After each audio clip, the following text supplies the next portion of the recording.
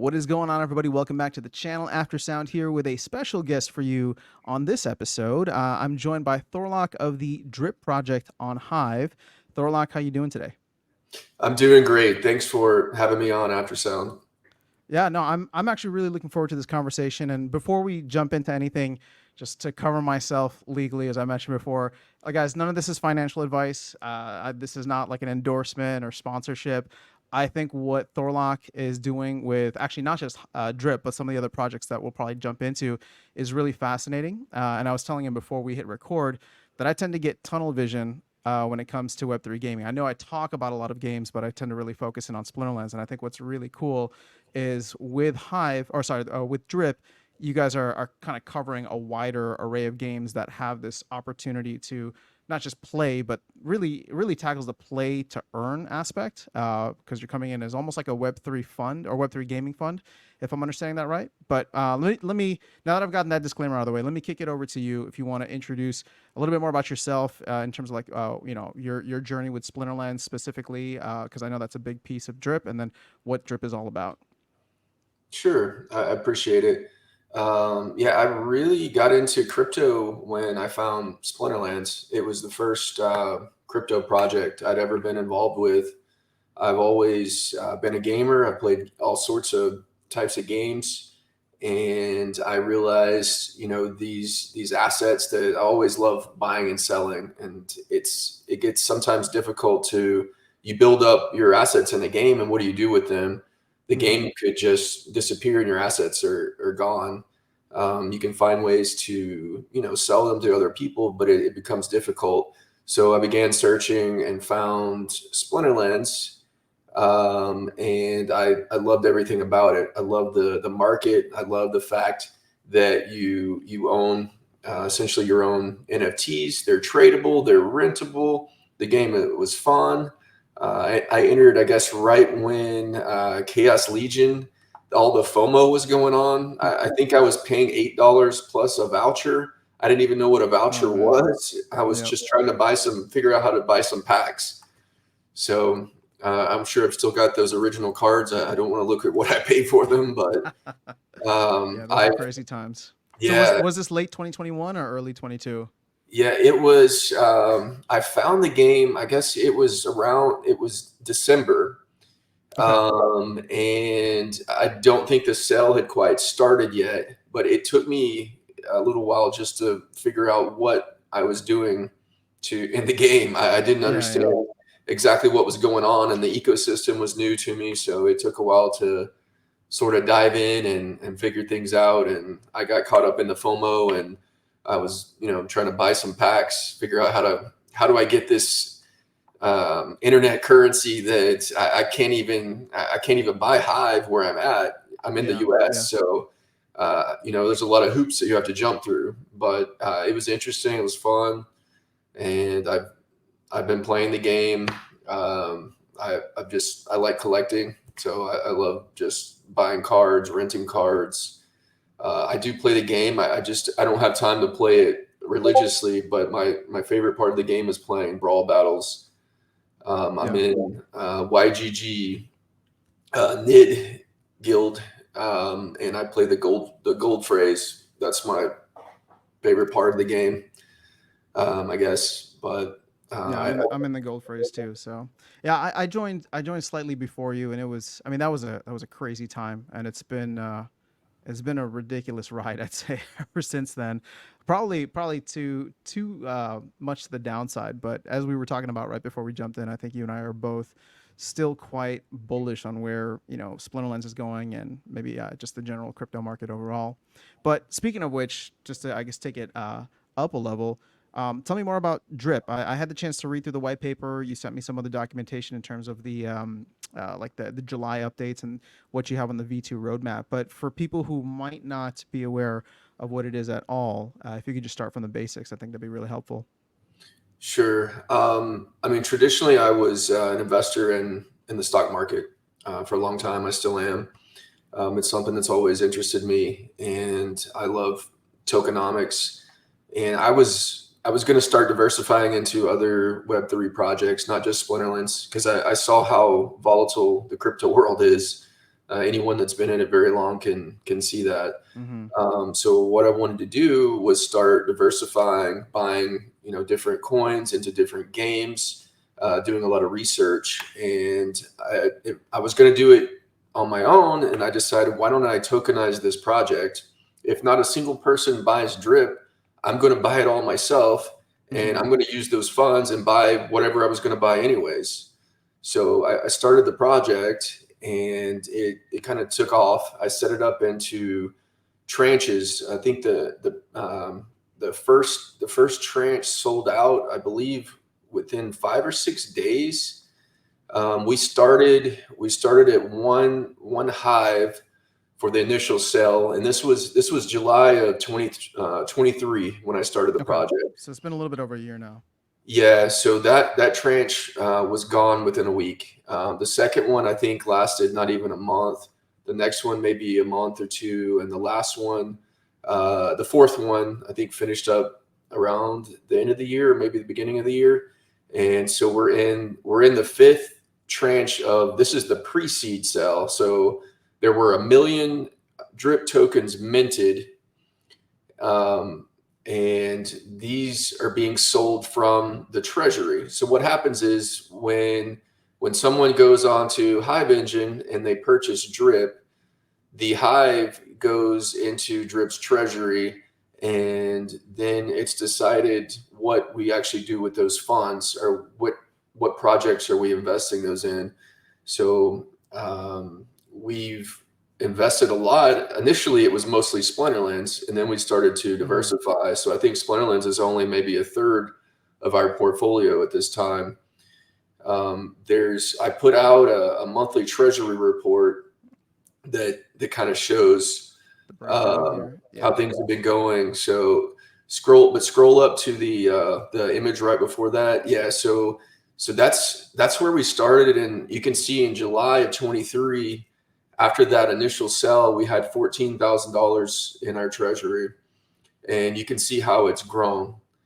And I mean, people know how this was during a bear market, mind you. So if you got into the initial pre-seed sell and you staked your tokens, every one Hive you spent would be worth over 4 Hive, based on some math I did last month. So it's done fairly well, and it's done well because we did diversify into some different projects that have been successful. We hold a decent amount of SPS.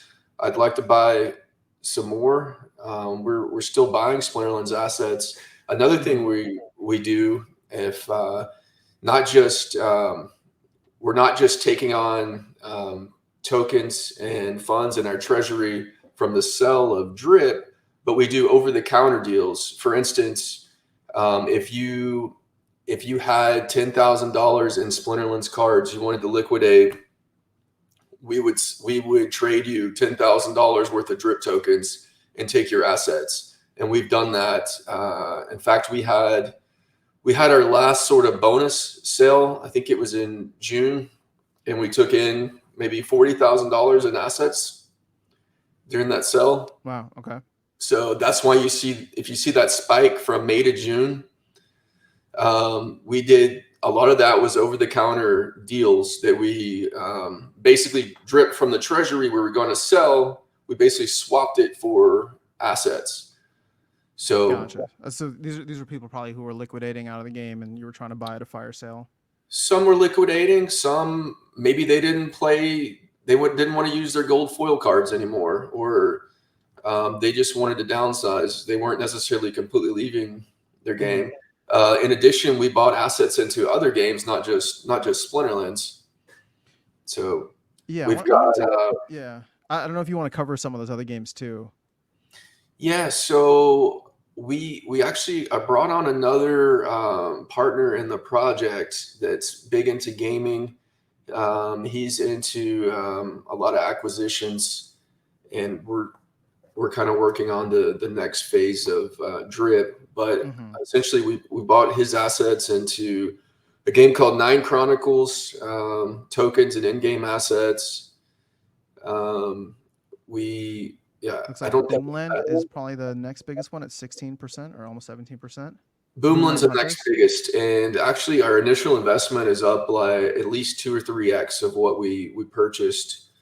The Boomland Hunters on chain was on Polygon. Well, they're still on Polygon, but they're actually they're moving everything over to the new Immutable X chain, the Immutable ZK EVM chain. Gotcha. Okay. And that's one of our big areas of focus right now. There's over 200 games that are being produced on that chain. Yeah. So in the next week or two, all of our hunter assets, essentially NFTs that you need to play the game, we'll be able to move them over to IMX. They're playable right now on Polygon, but the game just had a P to A mission type reward bounty deal for a week, and I think they had 70,000 players Yeah. that were playing the game. It's something pretty crazy, but the game's pretty successful. You can see that 578 people just with the with the emojis there on that one post from their Discord. So it's the game's pretty successful, and they're launching a couple other games using their same tokens. So the main token's called Boom. So we own Boom, and we own a bunch of the NFT hunters. So, and currently you can rent them on Polygon, but IMX doesn't have a rental system right now. So I'm sure that's going to come relatively soon, though, right? Or at least be on yeah, the roadmap somewhere. I was just yeah, going to ask about that. Okay. So you have these assets that are out there just kind of working for you one way or another. yeah. We've got Polygon assets. We've got assets on Immutable X's new chain. We've got assets in a few different projects. So yeah, the other Guild of one, Guardians is probably your next one. Guild of Guardians, is probably the second, and it actually launched a little bit before Hunters on Chain. It was the first big game that launched on the new IMX chain. Mm-hmm. It's a mobile only game. It's pretty fun to play, and you can play free, but they have in-game assets.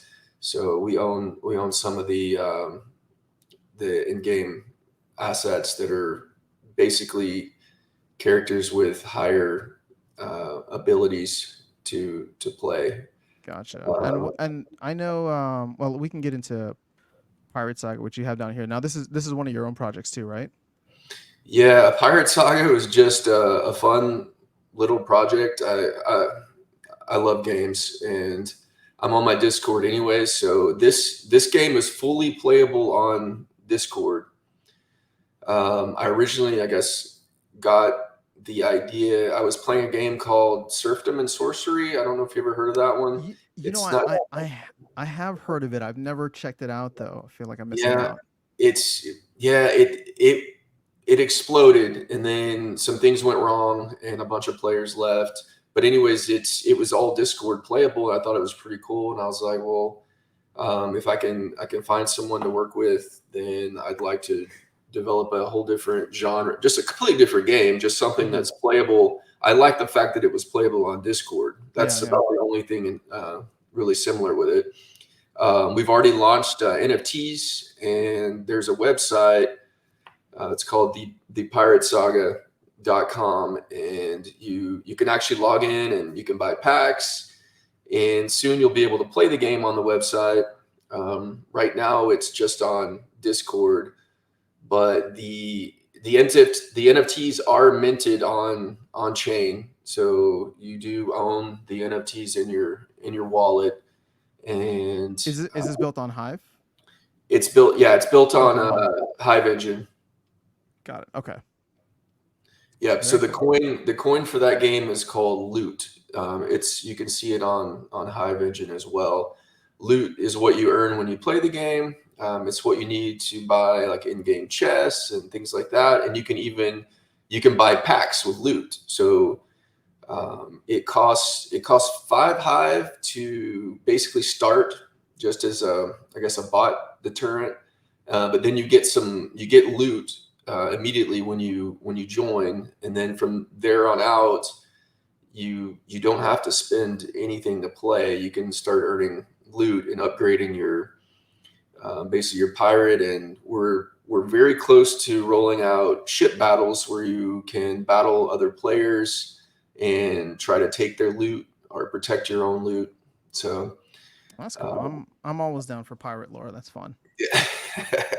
So it's just something else fun. It's a secondary project that I have going, but it's been fun, and I'm working with a developer that has done some work for D City. I don't know if you've ever played that one. There's quite a few games yeah. around, Familiar but with it. yeah. So That's the sim token for that one, right?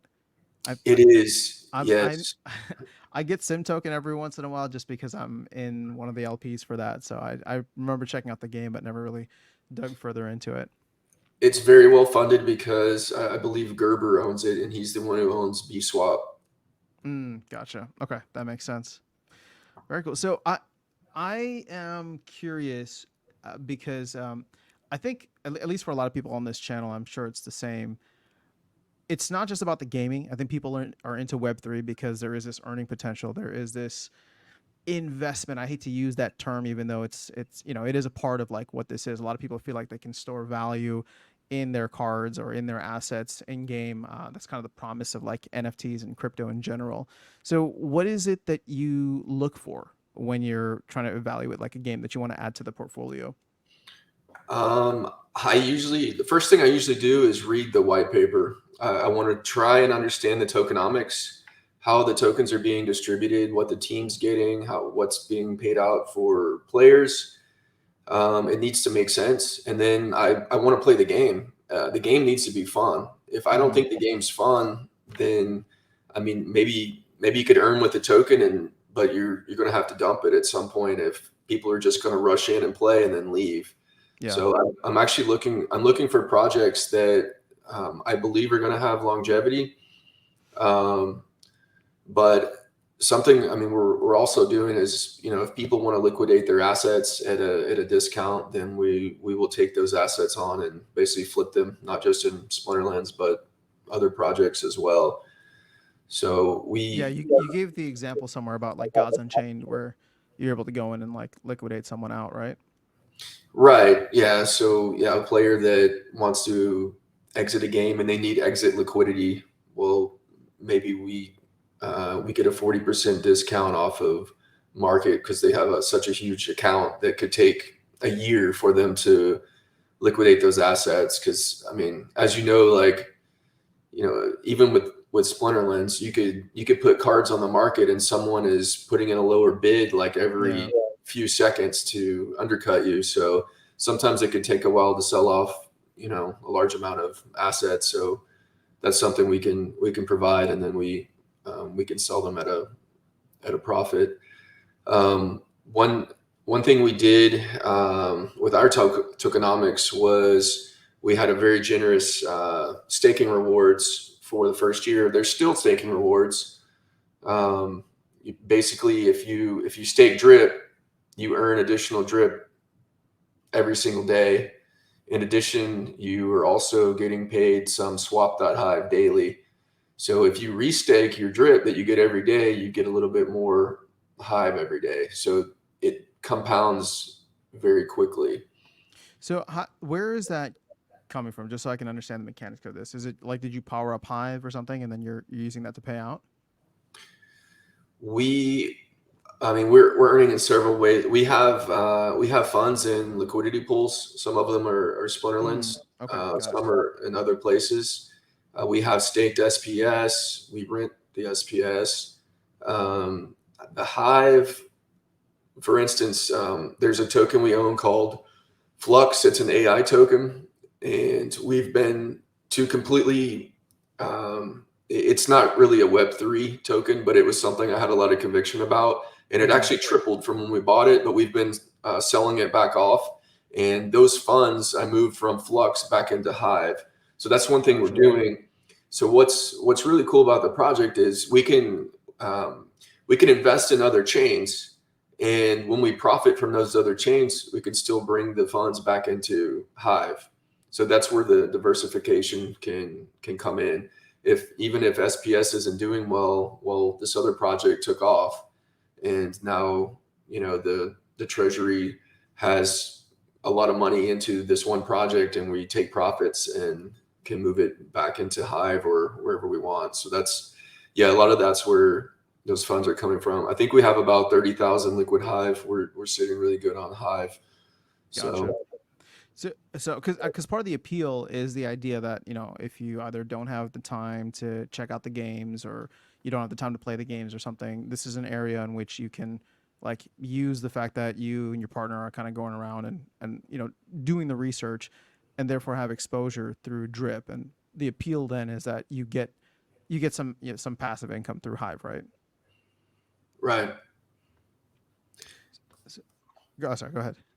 Yeah, it's a way to diversify a little bit, and we're going to continue to diversify the portfolio into more Web3 games. It's very time consuming though to dig in and research and play in some of these games.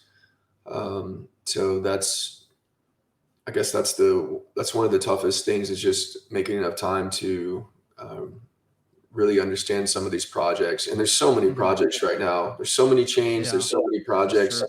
It's hard to keep up with them all. I really do like the new immutable chain. It's got a lot of promise. There's a lot of games building on it right now that are going to be launching. So it's a place where we're keeping an eye on. I just started playing a new game the last few days that is on IMX. It was a successful Web2 game, and they moved it over to IMX, and it's a fun little RPG game. So I'm kind of checking that one out right now. Cool. So are you okay? Well, we can kind of shift over into like your V2 plans here, because you are planning to kind of ramp this up, especially as we're hopefully rounding the corner into a bull market. Exactly. So that's the other thing, is we've been buying assets in a bear market when I believe prices are pretty depressed. So some of these assets that we're buying in a bull market could go up significantly. I mean, Hive's at what, 16 cents? So, and we're sitting on quite a bit of just Hive, but even these other tokens, we expect to go up quite a bit in a bull market. So when the pre-seed sale is finished, we're going to have our seed sale, and that's going to be at a significantly higher price than what we're selling drip for right now. So our plans are to bring a lot more value to the token. Gotcha. And then just for people who might be interested, right now you're in the 5th tranche, which means these are going for 2 swap.hive. That's right, but it's tradable on the market. So I was looking earlier. So you can get some right now for like 1.3, but if someone comes in and wants to buy up 1,000 drip, it's all the way back at tranche pricing of 2.0. So there's not a lot of liquidity there. Yeah. Speaking of liquidity, though, we opened up a liquidity pool in July, and I think it has over 100,000 high. It's a fairly large liquidity pool right now. Last I looked, the APR was like 45% or so. And this is drip and swap.hive, right? Yeah, if you go to BSwap and type in yeah, here it is. That's July 1st. Okay. Yeah. So, but it's got, I think there's quite a bit more Hive in there right now, and that's still a lot. That's 75,000. It's a significant. It's a pretty significant liquidity pool. So we wanted to open that for a couple of reasons. One is just, I mean, if people want to exit and they have a lot of funds that they want to sell, or if you want to buy a lot, then you really need a liquidity pool, because the price movement's too much just buying off of Hive engine. And we're also paying out pretty nice rewards for liquidity. So the APR right there is at 84%. I think it's settled down around 50. There's some people added quite a bit of liquidity. Yeah. Where did the rewards for this come from, or is it part of like the original 1 million So token? if you go back to that original white paper, there, so scroll up. Yeah. So Ah, there. okay, staking Okay. LP rewards. So out of the million drip, half of that is being sold from the treasury in the tranches that we talked about. Mm-hmm. The staking 400,000 is being allotted for staking LP, other types of rewards.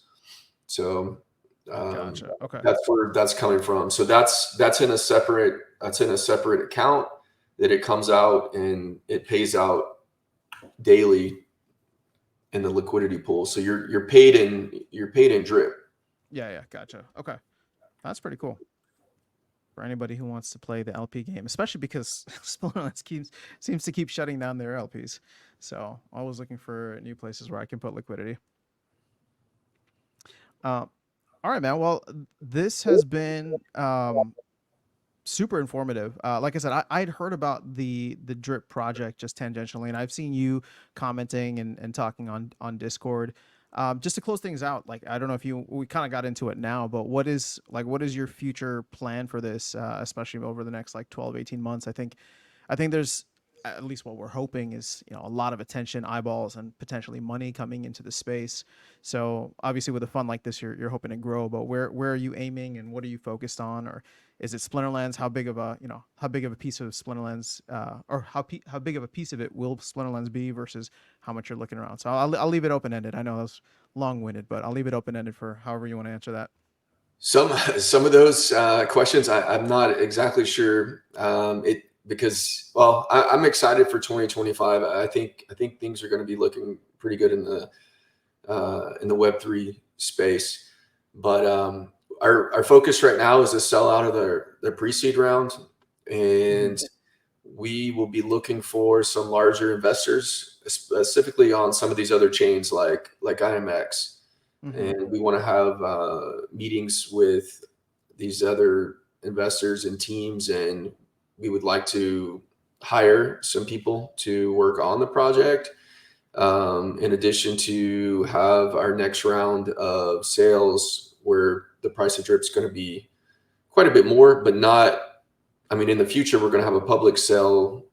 We want to target maybe $10 for a drip. So Wow. right Okay. now it's still cheap. This is just the pre-seed sale, even though So it's in the Hive is what, last 40 cents, tranche. 30 cents? Yeah. Yeah, and Hive, well, the thing is, Hive is so cheap right now that since we're selling it in Hive, it makes it pretty cheap. But yeah, we're taking on assets. We wanna buy assets right now when they're cheap, and we love Splinterlands and think it has a great future. We believe in Matt and the team, and that's probably going to be our largest holding going forward. But we do want to still diversify into Mm-hmm. other quite a few other projects too. So Just, it's just curious if you're able to share, but are there any games that are kind of capturing your attention right now that you would want to explore further for the purposes of drip? um, I know I'm I mean, putting you on I'm, the I'm spot, so looking. I'm looking at a few right now. Like I mm-hmm. mentioned that I'm playing a new one called Raven Quest. So I'm kind of looking at it. They're going to have one more land sale, but I wanted to see kind of how the game is, and it does have a lot of Mm-hmm. depth. But every project is different. Even the heads of the project, the team is different. Some are docked, some are not, and it's just Yeah. so many things you have to dig into. The tokenomics are so different. So those are things that we're looking into. It does take time, but there's so many projects in the works that, I mean, we do have our hands into some of these other projects, but we haven't made any big investments yet. So we're kind of just we're waiting for good opportunities. And meanwhile, we're investing in the Hive Hive ecosystem as ecosystem. well. So Do you, well, last question for you. I know I keep saying that, but in terms of the Hive ecosystem outside of Splinterlands, I think we all understand that there's a lot of potential with Hive just because of feeless transactions. But what is your thought on Hive in terms of another project potentially taking off, not to rival Splinterlands, but to make Hive a bigger, better, more well-known chain? Hive just hasn't had a lot of attention, mainly because I guess it's not, or it hasn't been EVM compatible. Mm-hmm. So it's harder to, I guess, program on. It doesn't make it very easy. So it's not something that a lot of people know. I mean, if you go to what coin market cap, Hive is quite a bit Yeah. down the list, but there's a lot of potential. I mean, obviously, Splinterlands, what they've done has been incredible. There's a lot of transactions going on, billions of transactions, and there's essentially no gas fees. And it's the only chain that I feel like is a chain for the people. Mm-hmm. There's a lot of smaller projects that, and blogging and that sort of thing that you can do on Hive and earn Hive.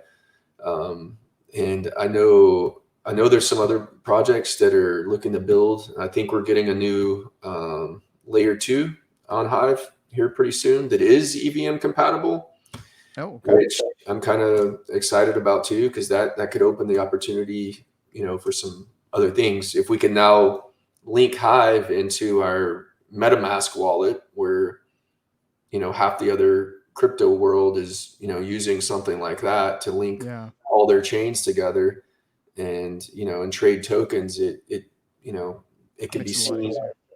Yeah.